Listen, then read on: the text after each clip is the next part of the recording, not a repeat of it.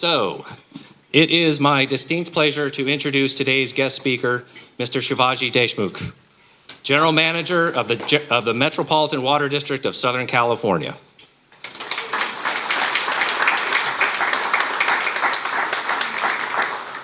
Shivaji joined the Metropolitan Water District of Southern California on November 3rd, 2025 as General Manager Designate, and that was to ensure a seamless leadership transition when Devin Upadhyay, the previous General Manager, was still there. So he had the opportunity to work with him for 2 months before taking on the role, and he took on that permanent role on January 1st of this year. So prior to joining Metropolitan, Shivaji served as General Manager of the Inland Empire Utility Agency, one of Metropolitan's 26 member agencies, beginning in 2019. And earlier in his career, he was Assistant General Manager at the West Basin Municipal Water District and the Program Manager at the Orange County Water District. And while at the Orange County Water District, he oversaw the design, construction, and operation of the groundwater replenishment system. This is one of California's first and largest recycled water projects. He is also President-elect of the Water Reuse California Board of Trustees and serves on the Board of Directors of the United States Water Alliance. Shivaji holds bachelor's and master's degree in civil engineering from the University of California, Los Angeles. Now, with all that said, I got to know Shivaji personally while he was General Manager at IEUA, and I consider him a good friend and colleague. So without further ado, please join me in giving a warm welcome to Mr. Shivaji Deshmukh as he presents Southern California's water priorities.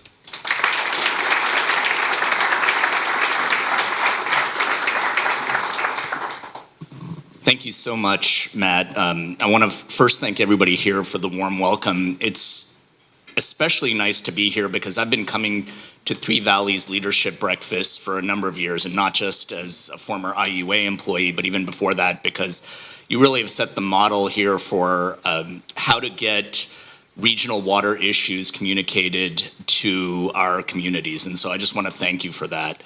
I also want to expend a special thanks to the Three Valleys Board, whether it's since I got this job or at my previous job. There's always been a commitment to partner and a willingness to figure out really tough solutions working in the Chino Basin, and I've always appreciated that support. As a side note, people ask me, what experience are you leveraging to take on running the biggest water district in the nation? And I'm pretty sure that at the very top of that list is being able to work in the Chino groundwater basin really prepares you for what we have to deal with at Metropolitan. It's just on a different scale. The complexities of an adjudicated groundwater basin, the luxury of having a lot of different areas of operation within one agency, as well as conflicting as well as overlapping needs and priorities, has been a great way to start at Metropolitan. It's also very nice to be here in this service area because there is a lot of connection to Metropolitan and its history, including hosting our first treatment plant in Laverne, the Weymouth treatment plant. So really fortunate to be able to be here kind of back home for Metropolitan. This is going to be my first time in the new position using slides, so forgive me. I'm very comfortable talking about onboarding at Metropolitan. But just forgive me if I start jumping around here a little. One of the things that I've been asked a lot about is, what's your vision at Met? And it's a challenging question to answer right now because I myself don't have a vision. That has to be developed at a staff level. But at the board level, there is a very clear direction given to us and a path laid out over the next couple of years of what we need to do. And for that reason, I want to specifically thank Director De Jesus, and I believe maybe the longest standing Met director we have now, and his consistent, strong leadership really shows off. One of the things he's been extremely supportive on is this onboarding that Matt had mentioned before. The ability to spend 2 months overlapping with an excellent former general manager like Devin Upadhyay provided so much value. In addition to that, I just want to share one really brief anecdote of, as we'll talk about later, the Colorado River is a big priority for us. And Director De Jesus's work in terms of not only establishing but preserving relationships with those other entities, including the tribes on the river, has really paid back in regards to water reliability in Southern California. So I just want to say thank you for your leadership on that.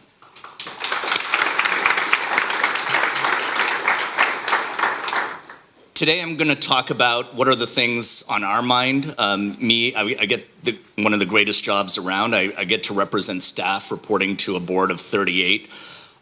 Metropolitan includes 19 million people in 6 counties in Southern California. We have a number of groundwater basins. We have a number of water recycling plants. We have ocean desalination. We have every type of tool in the toolbox to address water supply reliability. About 3 decades ago, we made a collective effort to prioritize reducing our demands through a very aggressive conservation program that, partnering with many of you in this room, has really put us in a great position to leverage our success when we negotiate complex issues like the Colorado River. 2 weeks into the job, I was tasked with releasing a budget to the board. I made a commitment to the board that I wanted to support continuity. Like I said, I'm very fortunate to replace a very accomplished general manager who I share a lot of values with. But at the same time, regardless of his strength, it was my budget that I was representing to them.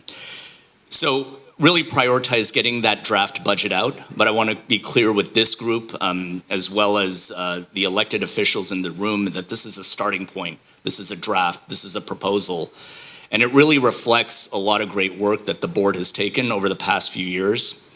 And to this date, we've been getting a lot of great feedback, but one of the underlying main themes that we're getting is the concept of affordability. And that's extremely important to us at Met. But also what's challenging is that we all view affordability differently. And for me, it's very important to think about the value of reliability and how that plays into affordability. As an example, many of our customers continue to use bottled water and spend a lot of money on that in an environmentally unfriendly way. To me, I view that as an opportunity to change the way we invest in our infrastructure, potentially increase the rates, but have a lower impact on our ratepayers because we can give them a more reliable and safe product. So I think the discussion about affordability is definitely going to play through as we talk about what the budget looks like for the next 2 years. One of the observations coming into Metropolitan, and I think many of us in this room who work in water know what Met does. You know, we almost 100 years ago, we looked at the Colorado River and said, we need to build infrastructure to move that over to the city of Los Angeles and the growth that was taking place around that. It is a monumental feat if you've had the luxury of being out there on the river and thinking or conceiving of the idea of moving hundreds of thousands of acre feet, 200 miles to Southern California. And we've done that successfully. But the scale is still surprising when you start at Met. And it's not just the size of the aqueduct, the pipes and the pumps, but it's the infrastructure that's required to maintain this system. And while it may sound mundane, to me, I think one of the most shocking parts of this is we have to build cities and a road system just to be able to access and maintain our large-scale infrastructure.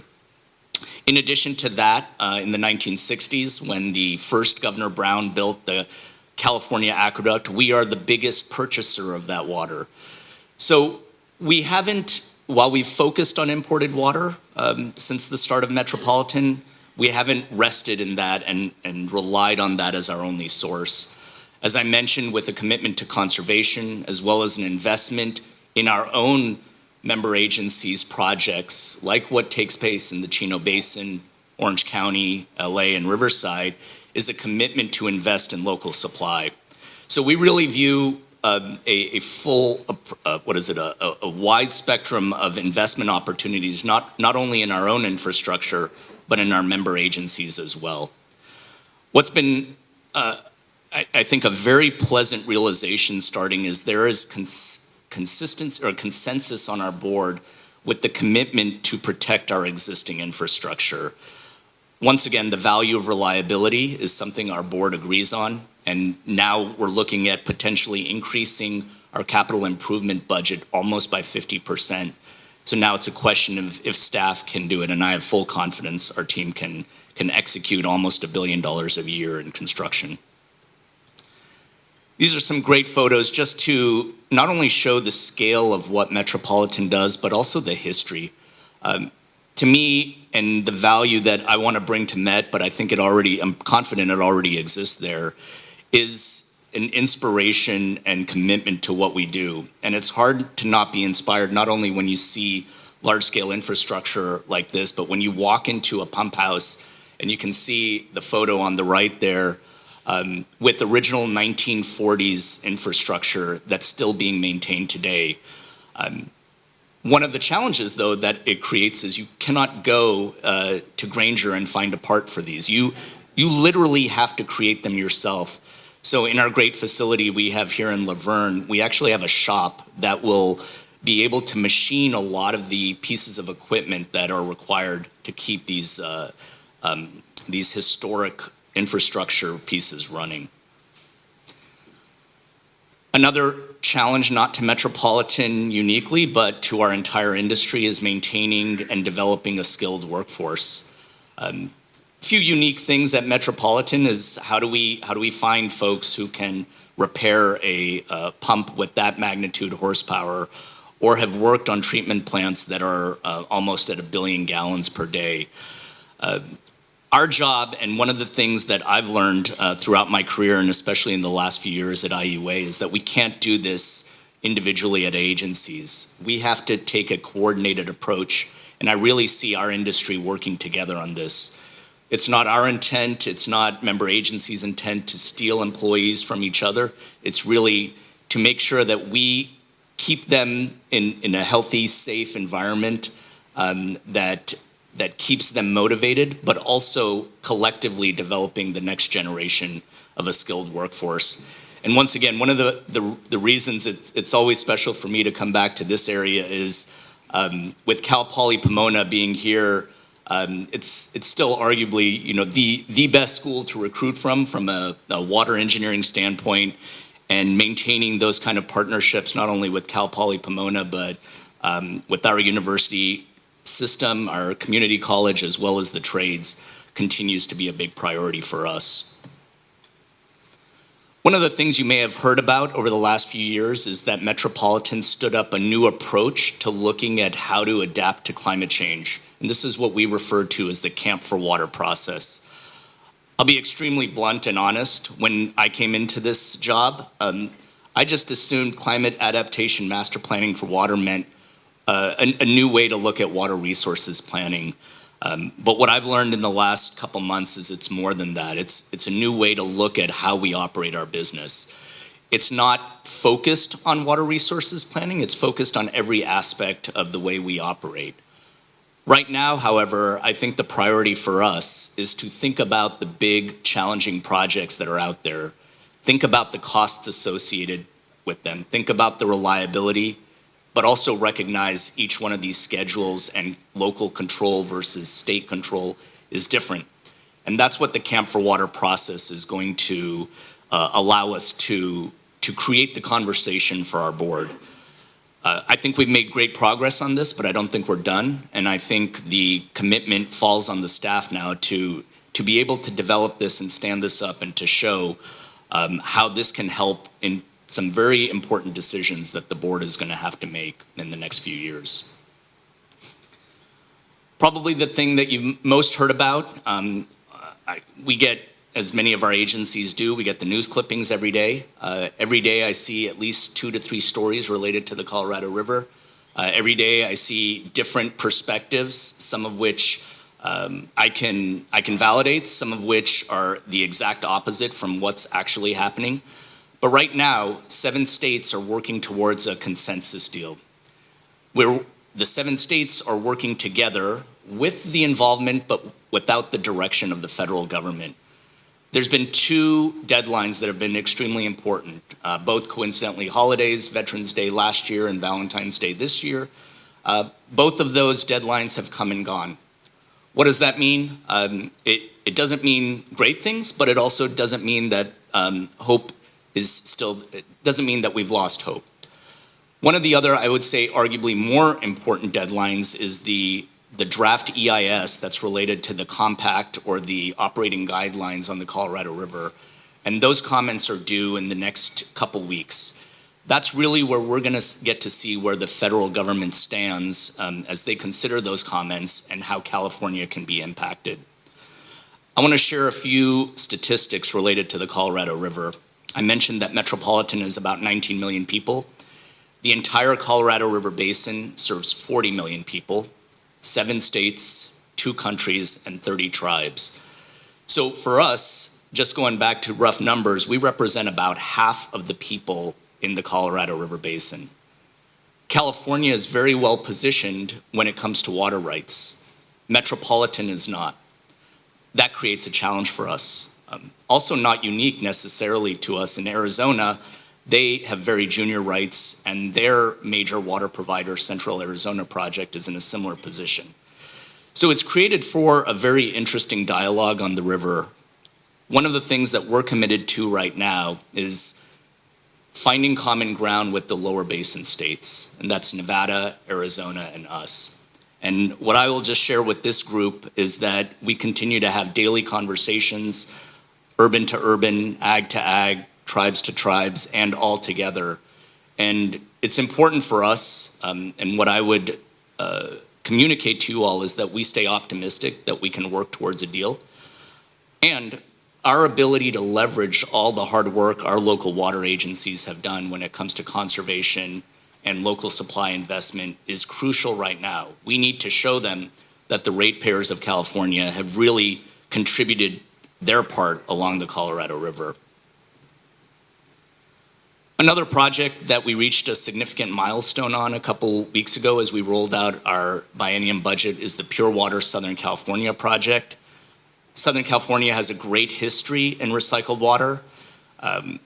Related to recycled water, we have an extremely decades-long experience related to potable reuse, and that's the idea of recycling water and putting it in an environmental buffer like a groundwater basin in the Chino groundwater basin.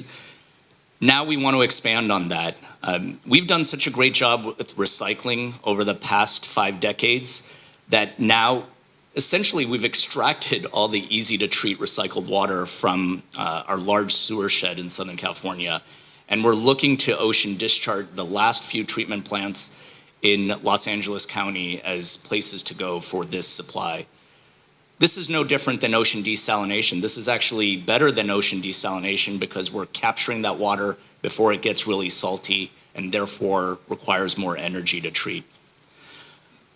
As I mentioned, the board unanimously certified the EIR, and that sets us up for a discussion on what is the regional reliability and value that this project brings. Right now, there is a lot of interest by our customer agencies, but there's also a lot of questions in terms of the costs associated with this and that reliability and what it brings to all our 26 member agencies. So tying this back to our Camp for Water discussion, staff's really looking forward to elevating that. Yeah, just a couple more slides here and just to talk about Pure Water, its connection to Camp for Water as a tool to evaluate it. Pure Water can be a new supply of about 150,000 acre feet for us in the next 10 years. We've also been working for decades on a way to complete the State Water Project, and that's how to bring water either around or under the Delta. We've moved a long way through a state-led project called the Delta Conveyance Project, also known as the tunnels. Now it's the tunnel. And we, in December of 2024, our board almost unanimously voted to commit funds about $150 million to complete the planning of this project and to get us to a decision point in 2027. We continue to do that. However, one of the reasons we got such a strong support for this project was to make sure that as our ratepayers continue to invest, we need to make sure we see progress with this project. And so our board is going to be looking to make sure that that investment, which takes place on a quarterly basis through significant financial investment, is that we're getting a return on the dollar for that. So that's going to be another very important discussion that you'll be hearing about at the Metropolitan Board level. Another project that also stands for a decision in the late part of 2026 is the Sites Reservoir Project, another multi-billion-dollar effort. And I mentioned before about local control. Pure Water would be a metropolitan-led project. The Delta Conveyance Project is a state-led project. And the Sites Reservoir Project is a joint powers authority. So as you can see, we have some very big decisions to make on very big infrastructure, all in the multi-billion-dollar range. And really, our ability to tie that back to affordability and reliability is a story that we need to figure out how to tell in order for our board to make some complex policy decisions. And I guess in closing, I want to talk about probably one of the most surprising things about starting at Metropolitan.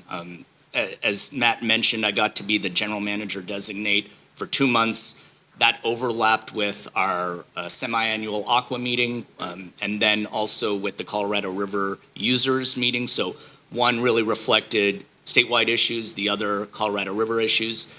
And the biggest surprise to me is how many partners Metropolitan has. Every time I would be introduced to a Central Valley Water District or a Northern California North of Delta entity, it's like, oh yeah, great to meet you, we have an agreement. We have a water sale agreement. We have a water purchase agreement. We have many exchange and transfer agreements that really feed into our ability to be flexible. And that's no different when it comes to the Colorado River. But I want to close with what collaboration means to us. And to me, it's really about how we partner with the member agencies. And that's another strong history that we've had, not only investment in these local supply projects, but creative ideas on how to store water in groundwater basins. One of the pictures you see here, and I got to be fortunate being onboarded and met, is to celebrate 2 new heli hydrant installations, one in Palos Verdes and one in Yorba Linda. And really, this is great ways for us to partner with our local communities, especially as we face more challenging wildfire conditions. So, wanted to thank you all again. Thanks to Matt for his leadership and friendship, and thank you to the Three Valleys Board for the opportunity to address you all today. Thank you.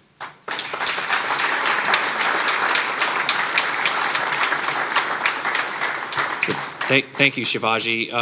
I wanted to take this opportunity to open it up for any questions anybody may have of Shivaji. So if you have any questions, please put your hand in the air. And I've got a couple folks walking around with microphones. So anybody have any questions? Wow. Nobody has any questions? Oh, wait. We have one right here.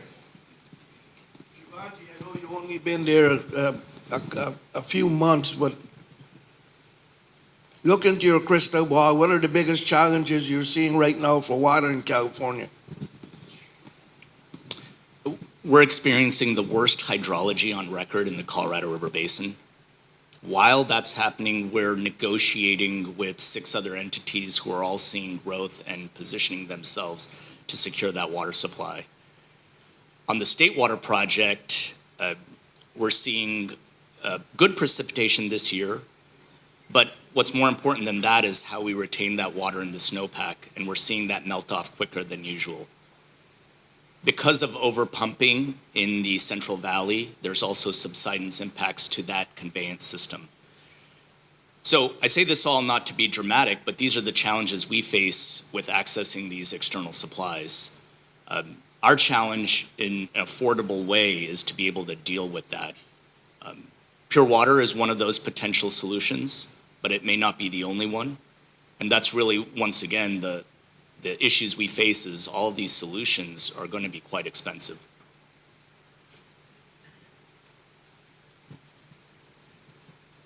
Hi, my name's Tom Coleman. Thank you for your presentation.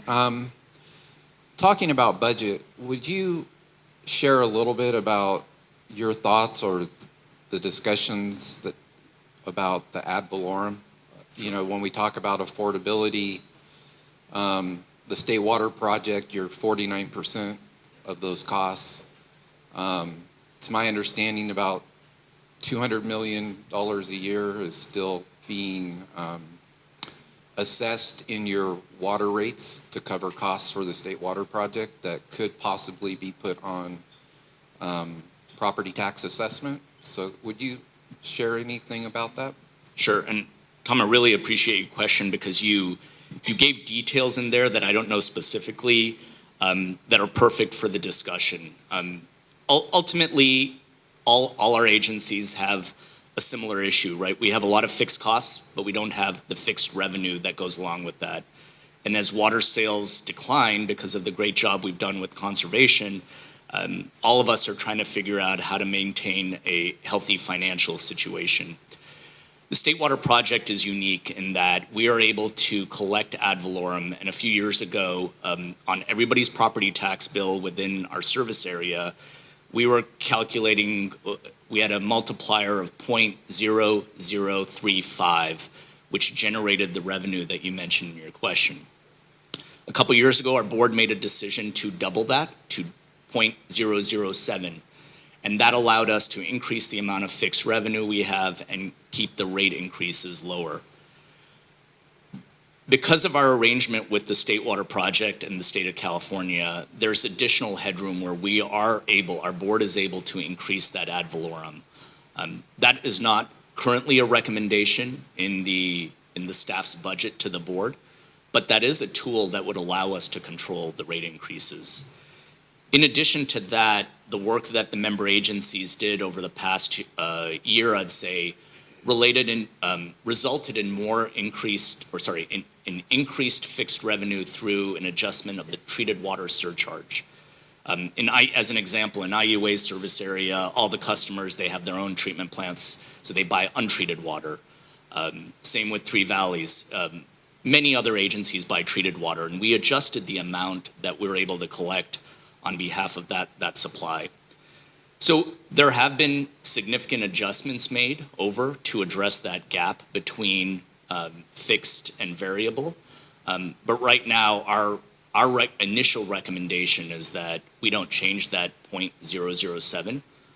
However, that's a discussion, I would say probably the top 3 inputs that we received on our first budget presentation is what does it look like if we were to increase that further? Good morning. I'm Lily Lopez with Walnut Valley Water District. I've noticed over the trajectory of your career, and you mentioned it today, about workforce. You've been at different speaking engagements with young professionals, which is greatly appreciated. What do you see as opportunities for us to work together, to collaborate, to address some of the gaps when it comes to outreach? I've seen scholarship committees, they have all this money and there aren't operators and students to give that money to. And as member agencies, I think we individually do a really great job addressing our local workforce, but it's becoming a bigger regional effort. So I'm curious if you've thought about that. Yeah, definitely, and it's a great question, and I think I'll just lean back into we can't do this as individual agencies, whether you're a large agency or like Metropolitan or a retail agency. It has to be done as a collaborative. I think we had great progress at IUA working with a number of other Inland Empire entities in terms of standing up a regional approach to developing that new workforce. But it was a novel concept, and I think we did some things right and learned a lot from that.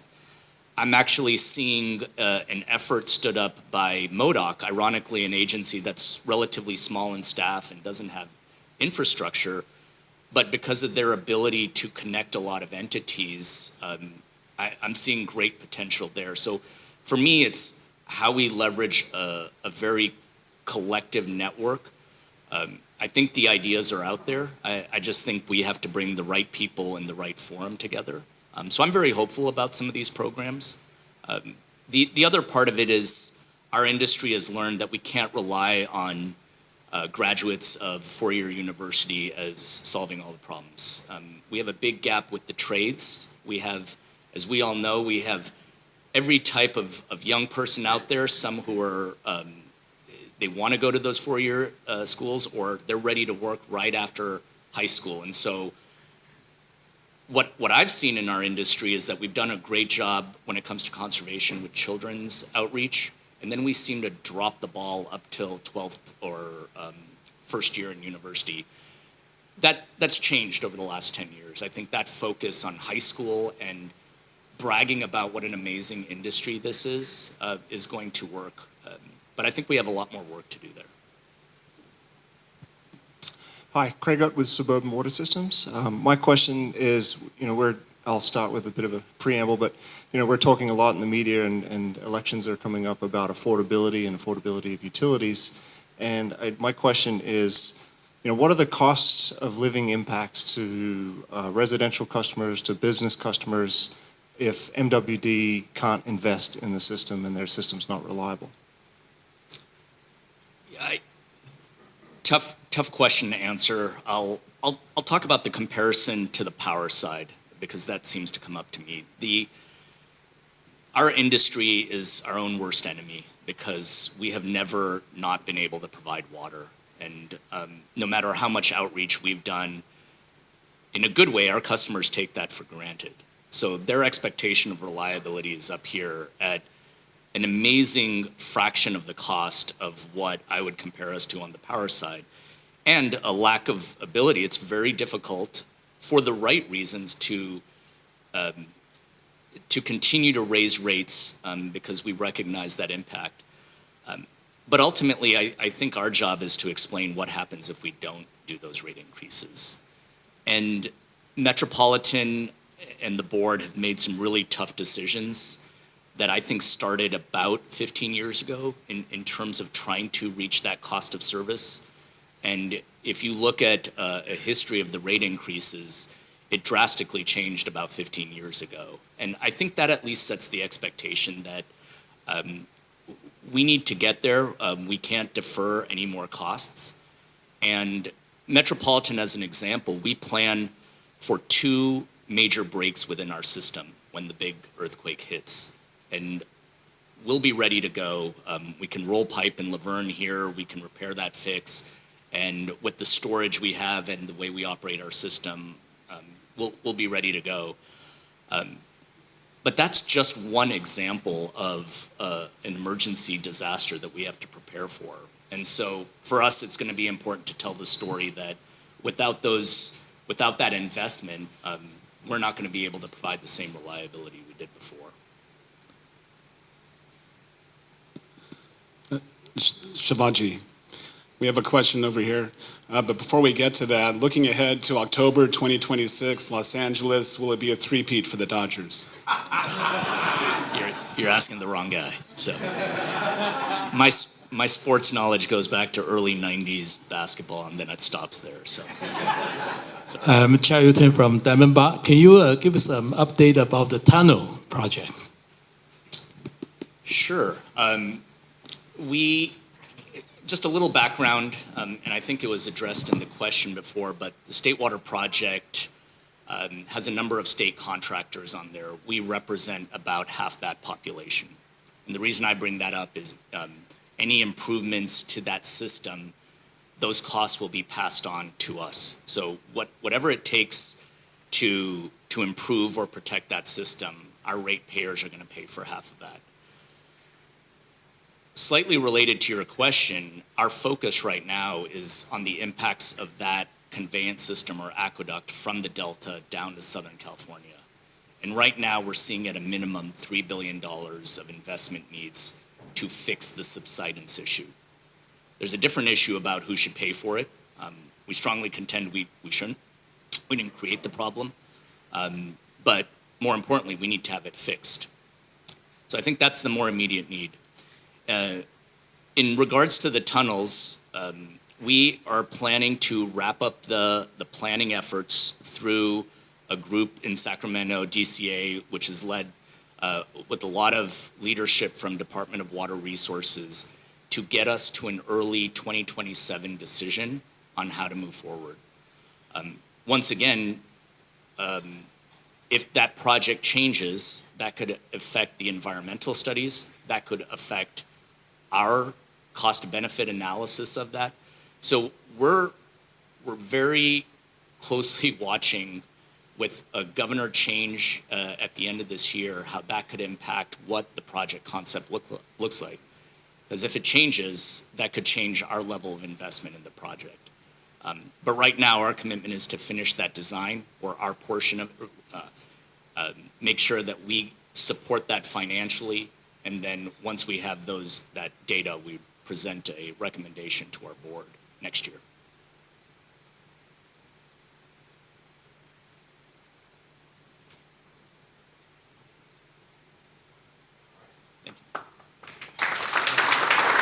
All right. Well, thank you for those questions. Those were excellent, and thank you, Shivaji, for providing the articulate answers that you did. The one thing that I do want to compliment Metropolitan on is their engagement with their 26 member agencies on very difficult decisions that they need to make. The budget, pure water, the business model decisions that we spent the year going through, which resulted in 30% of the treatment surcharge rolling onto a fixed component. That was a year-long effort, and Metropolitan was heavily engaged with all of its member agencies because it affects us. And if it affects us, it affects our 13 member agencies. So I do want to compliment them on that efforts on every difficult decision that they need to make. But Shivaji, I want to thank you for being here today and providing your vision for Metropolitan, and please extend our thanks to the Metropolitan staff for allowing you to be here. I know you're in demand, so thank you again. And I do want to say one thing. I think I would be remiss if I didn't say thanks to the Three Valleys staff who put this show on 3 times a year. There's a lot of work that goes on behind the scenes. Specifically, Marissa, thank you. Nadia, thank you. Robert on the IT side. Robert always comes through in the clutch when the batteries run out, and there's always issues with the AV. That's just the nature of the beast. So I want to thank you all. So, but anyway, and also I want to thank you all for being here today, and we will be doing this again in June. So be on the lookout for the announcements. Thank you again, and have a great day.